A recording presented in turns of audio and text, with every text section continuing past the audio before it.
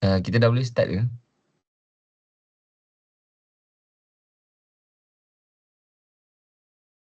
So, Bismillahirrahmanirrahim. Assalamualaikum and a very good morning to our distinguished panelists, honored guests, and everyone joining us today. So, ladies and gentlemen, Malaysia's journey toward energy sustainability is at a critical crossroad. While our electricity generation continues to rely heavily on non-renewable sources, the nation has set an ambitious target of achieving 20% energy penetration. Yet, as highlighted by a research published in Energies, renewable energy still makes up only a small share of our energy mix, despite Malaysia's rich potential in solar, biomass, biogas, hydropower, and even wind energy. This goes beyond identifying opportunities. It clearly outlines the barriers slowing large-scale adoption, including high capital costs, policy and regulatory gaps, technological limitations, and issues of social acceptance. Importantly, it is also help us understand what readiness truly means, not only in terms of technology, but also policy coherence and public willingness to embrace change. So with that in mind, today's discussion asks a timely and important question. Is Malaysia truly ready to implement renewable energy in our daily lives? So today, I invite our panelists to share their insight as we explore this issue from technical policy and societal perspective. So for our first panelist is Mirza Irdina, a hydrogen researcher at Swinburne University of Technology Sarawak. She will talk about access towards clean and affordable energy. So for our second panelist, Zureen, a Minister of Energy, will talk about policies and efforts that had been implemented by our government. Our third our third panelist is Fatihah, a sustainability and energy policy analyst that will discuss about SDG 7's impacts towards environmental and society. And for our fourth panelist is Ms. Farah Amira, a student in sustainability studies at University Kebangsaan Malaysia, and she will be discussing about youth role in implementing clean and affordable energy. So without further ado, I would like to ask our first panelist, Miss Dina, to start our discussion. So Miss Dina, the floor is yours. All right, thank you, moderator. And also thank you for the definition of the readiness, a very important terms in our discussion today. So for starters, when we talk about renewable energy and SDG 7, affordable and clean energy, I think it is important for us to ask a simple question, which is affordable and clean for whom? According to Charlie et al., clean energy sources like hydropower and solar are not always affordable, especially for less developed regions. So this clean energy does not automatically mean accessible energy. I think Sarawak is a very good example of this tension. In Sarawak, we know that large hydropower projects and mega dams are often promoted as clean, affordable energy that will drive economic growth, particularly under the Sarawak Corridor of Renewable Energy, or SCORE for short. On paper, this looks like a huge success story for SDG 7, but the research raises an important concern, which is, does this kind of development actually improve social welfare, especially for rural and indigenous communities? Why do we say this? Because some communities affected by proposed cascading dams have expressed doubts about whether they are fully consulted or involved in the decision-making process. While the energy generated may benefit industries and urban centers, rural communities often face displacement, environmental disruption, and limited access to the energy itself. This shows that SDG 7 is not just a technical goal about producing clean energy, it is a social goal about equity, participation, and fairness. Economic growth and environmental conversion are social justice do not always move in the same direction.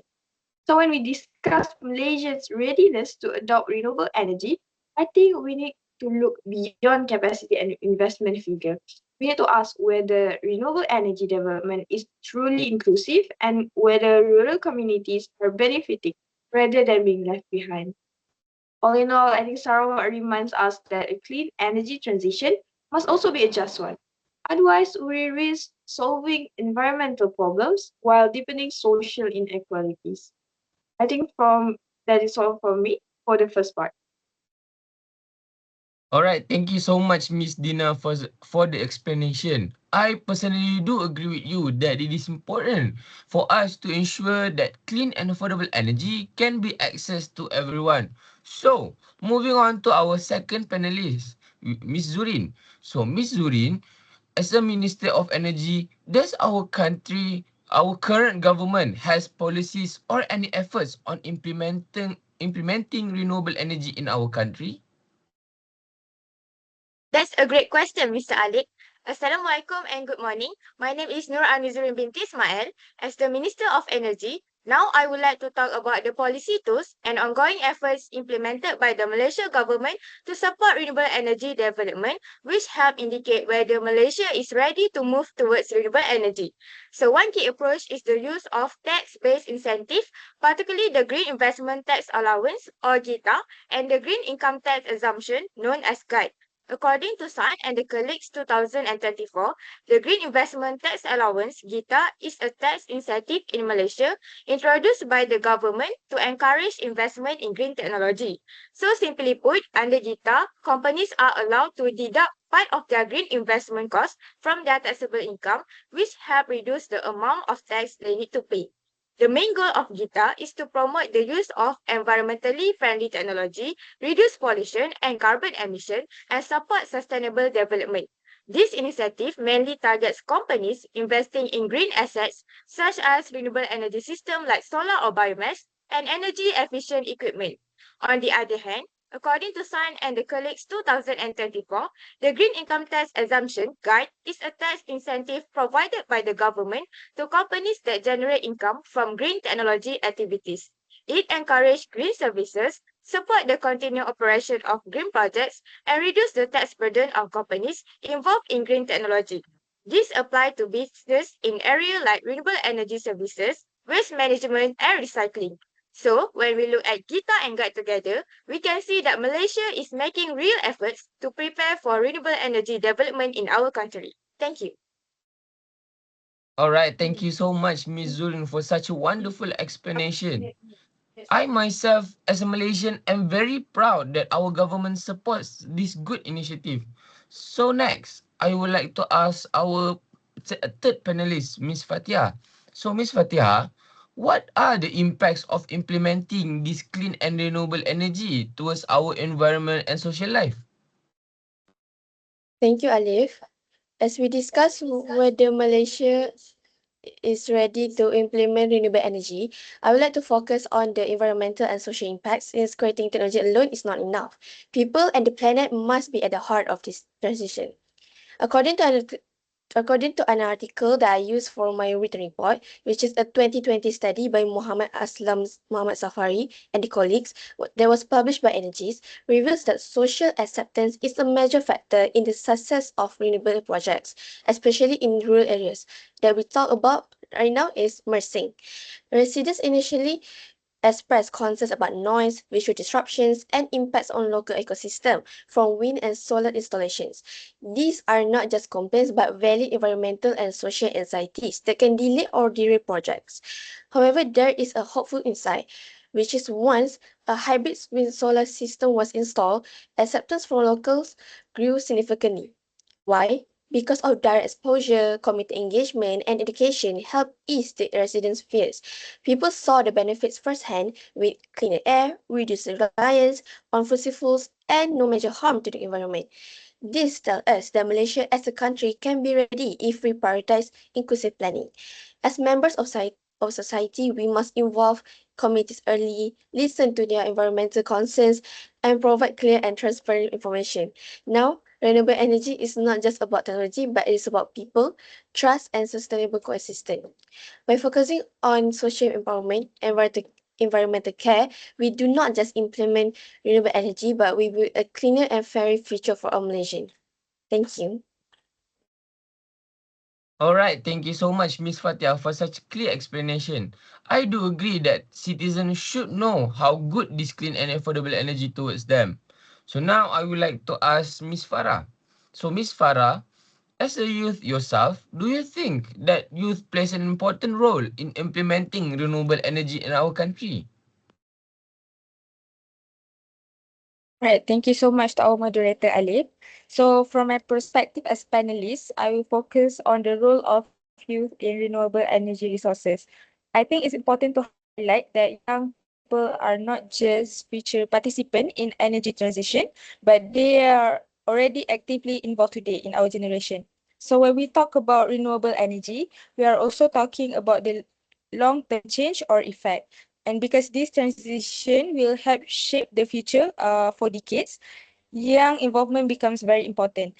Young people bring new skills, especially in areas like technology, digital systems, and innovation, which are highly relevant for renewable energy, such as solar, wind, and energy efficiency project.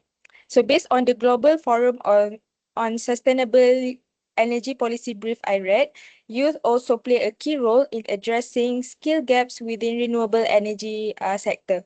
With the right education and training, young people can support the growth of clean energy industries and also contribute to green job creation.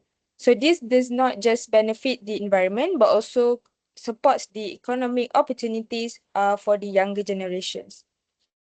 At the same time, youth are often strong advocates for sustainability. Many young people are involved in community-based renewable energy initiatives or programs, and also awareness campaign. So which help to increase public acceptance of clean energy solutions. So overall, I believe that empowering youth through education, skills development, and inclusion decision making is very essential. If youth are given the right support, they can become the key drivers for renewable energy development and also can help to ensure a more sustainable energy future. So that's all from me.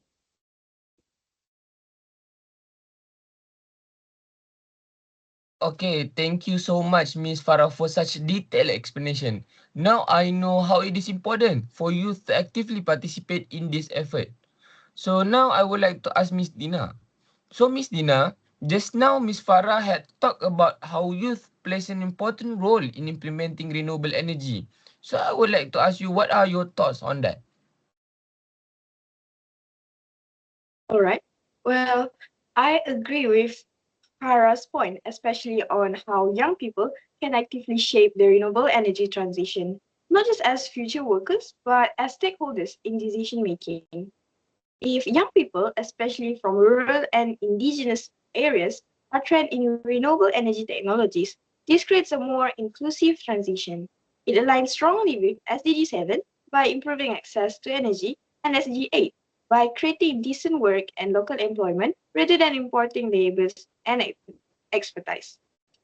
Youth participation also matters at the policy level, including young voices in energy planning, because it helps ensure that renewable projects respond to social realities on the ground, not just economic targets. This makes renewable energy system more sustainable in the long run.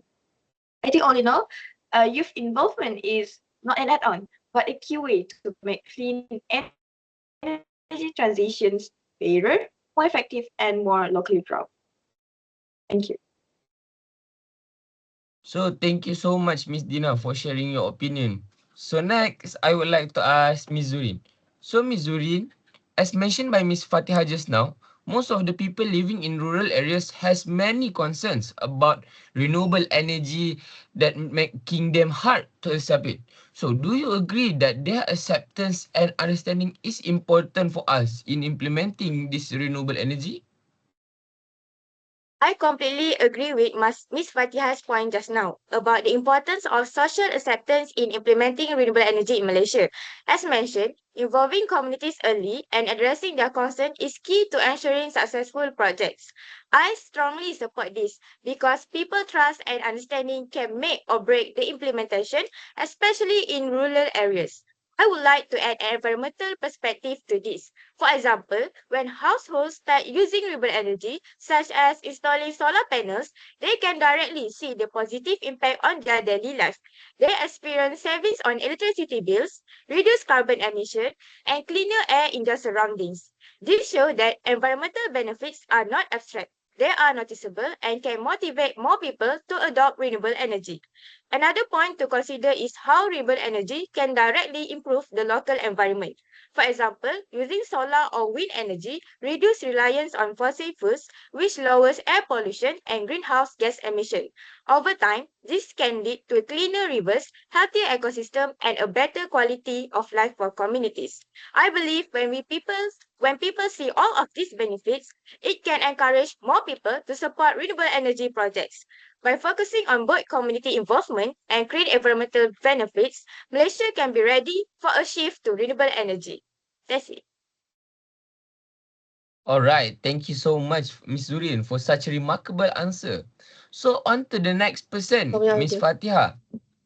So, Miss Fatihah, our first panelist has stated that it is important that everyone, despite their background, must have equal access to renewable energy. Do you agree with that statement, Miss Fatihah?